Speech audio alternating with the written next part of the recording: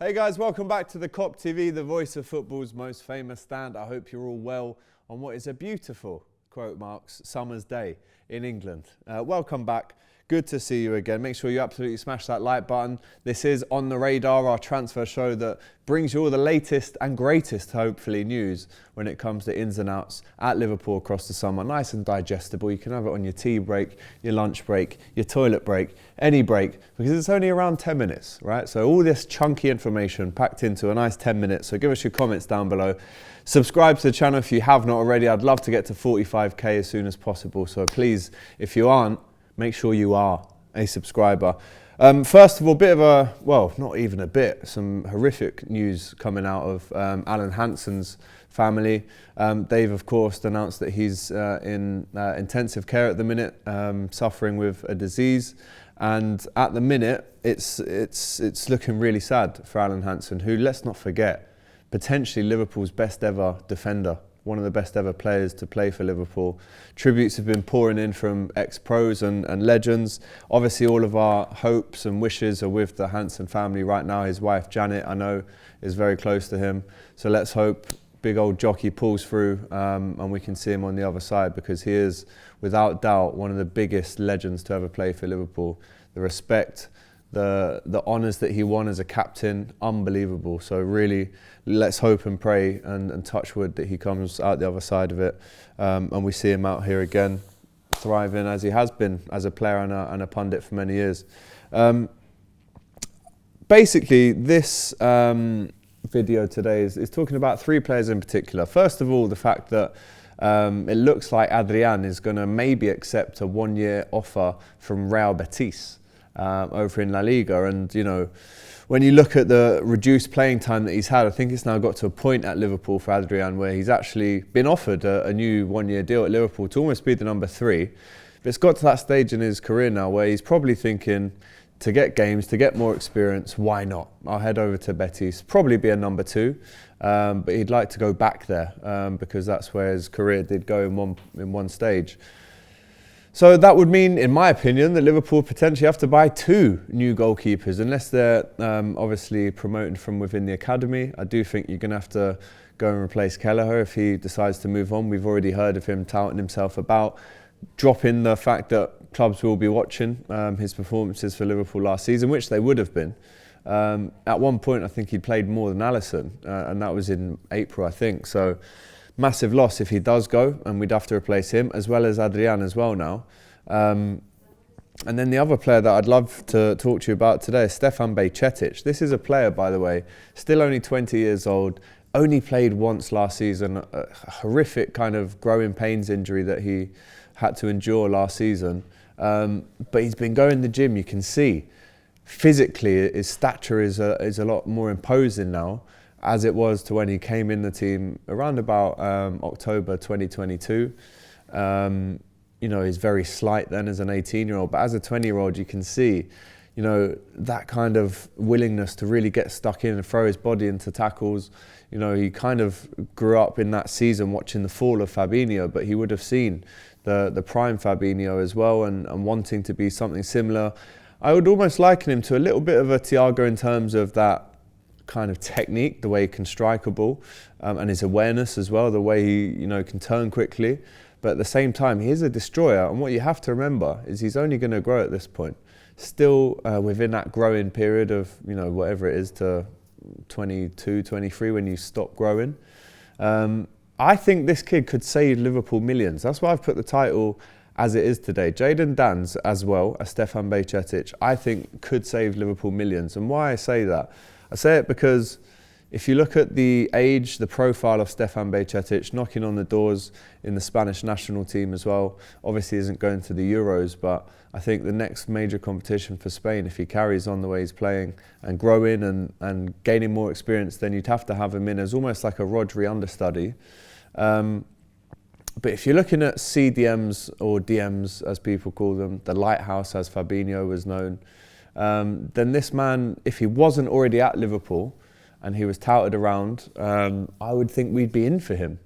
And I actually think maybe the money is better spent, in my opinion, going after a really top centre-back.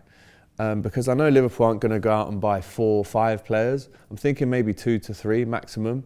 And I'll get to Jadon Danns shortly, but in terms of Bajčetić, we know he can play even centre-back at some point. We've played him out at right-back as well, and he's obviously been as a 6. And I think we've almost forgotten about him. And I haven't. I've wanted to keep on bringing his name up to keep him relevant even throughout that injured period, knowing that he was going to come back eventually. Even back then, when he was on that real run of form, I said he could potentially save us millions in the future, knowing Fabinho was going to leave. But I genuinely feel like people have forgotten that he exists. I'm assuming he'll play a lot in pre-season. I'm assuming that Arne Slot will speak to him and want him to be part of the plans going forward. I'm assuming he'll play a lot more games this season. I think with him and Endo as options, you've got, in my opinion, a really robust, experienced, but also full of energy, central defensive midfield options there. So let me know. I mean, how much would you even rate him as in terms of a transfer fee? I would say for his age, you know, he is Serbian Spanish, so I believe he can still play for Serbia as he hasn't got his full cap yet. And he'll be keeping a keen eye on England, Serbia, I'm sure. But how much would he fetch? I reckon about 40 mil, maybe 30 to 40 mil if you counter in the age. Still young, still growing. Premier League experience for Liverpool. Started in derby games. I remember the Merseyside derby. He was the one that smashed into that first tackle. So he's a little bit of a focus today. And I think going forward, it poses the question, knowing that him and Endo are pretty much set for next season. Touch wood, there's no injuries through pre-season, as you know, Bajčetić has really struggled over the last 18 months with injuries. Hopefully he's over that now. But that money that potentially would have been spent on another CDM, I think we invest that elsewhere. And again, touch wood, they stay injury free. But I think Bajčetić and Endo, very solid options for CDM next season. And then Jadon Danns. A lot of people that I've asked wanted a new centre-back, a CDM, and a winger/striker. Now, Jadon Danns, for me, in terms of bursting on the scene, that phrase has almost been half ruined by Micah Richards. And you look at Robbie Fowler bursting on the scene in '93, Michael Owen in '97. Jadon Danns, 2024, is also up there for me. The way that as an 18-year-old, we were bringing him on at Old Trafford to get a goal. There was a lot of pressure on his shoulders. He scores 2 at home to Southampton. I was there for that game. His celebration, I was only 15 rows above where he was, and I thought, for an 18-year-old to come on and finish chances like that, it's unbelievable. So I'd like to see a lot more of Jadon Danns next year, which does leave our attack very strong, in my opinion. Hopefully, again, touch wood, none of them leave. So you're looking at Diaz, Gakpo, potentially, or Nunes on the left. Nunes, Jota through the middle. This is how I would do it. And then Salah. Don't forget, we've still got Ben Doak to come back. Again, gutted for him to get injured. There's also potential injury news out of the Scotland camp, out of Germany, that Andy Robertson, the captain, has gone down as well. So I'll update you more about that probably on Instagram as and when I get it. But Jadon Danns, you can throw him in. You can throw him in Premier League games. We did that for Forest away. Obviously, Nunes got the winner. But Jadon Danns, if you're looking at a profile again, 18-year-old English striker, you know, scores on his debut, was involved in that Carabao Cup win heavily, almost scored, hit the post, I think. The absolute, you know, cojones of this kid to step up and just deliver is unbelievable. So Jadon Danns, if you're looking at a transfer fee, and it goes back to the title of the video in terms of saving Liverpool millions, which I'd rather them spend, don't get me wrong. There's no excuse to still not go and spend this summer, we have to.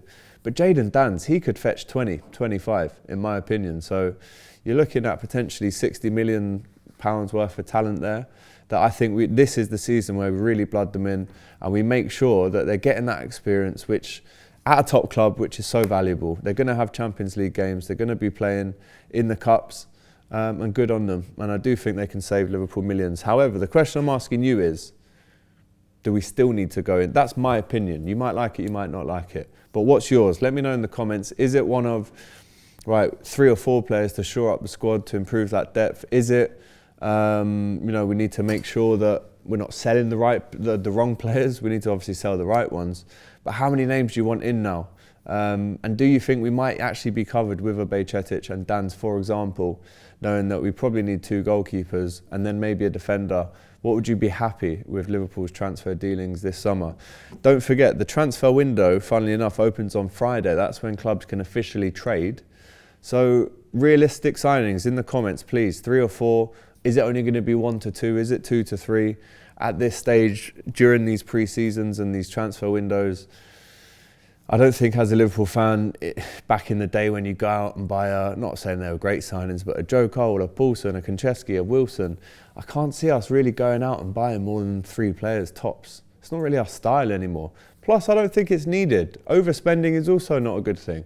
You know, look at Manchester United down the road.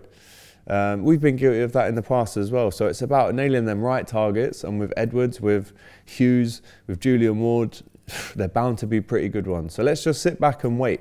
Let's not be too pressuring of the ownership and the board now to be going out and just buying willy-nilly. You know, we've got the structure there that Jurgen set up. Just needs a little Arne Slot sprinkle on it and we're good.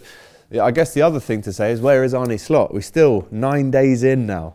Don't have any club content or photographs officially of Arne Slot at Liverpool. So there you go. There's your little update from me. Make sure you're back here tomorrow. We have the Hot Topics podcast with myself and Doyle. We're going to go live for that one as well. So make sure you are around. It's going to go live at 11 o'clock tomorrow morning. So please, if you're around, lock in. Loads to discuss. Send in your hot topics. We will discuss them. And big up. Once again, massive shout out to Alan Hansen, jockey, the incredible Liverpool captain, who's seriously ill in hospital right now. So let's hope, get your comments in for him as well, that he pulls through. Guys, it's been a pleasure. See you tomorrow. Hey guys, thanks for watching this video. If you've enjoyed this, make sure you check out the rest of the channel too. There's other stuff you'll enjoy for sure. Don't forget to like, comment and subscribe to the Kop TV. The voice of football's most famous dads. Come on.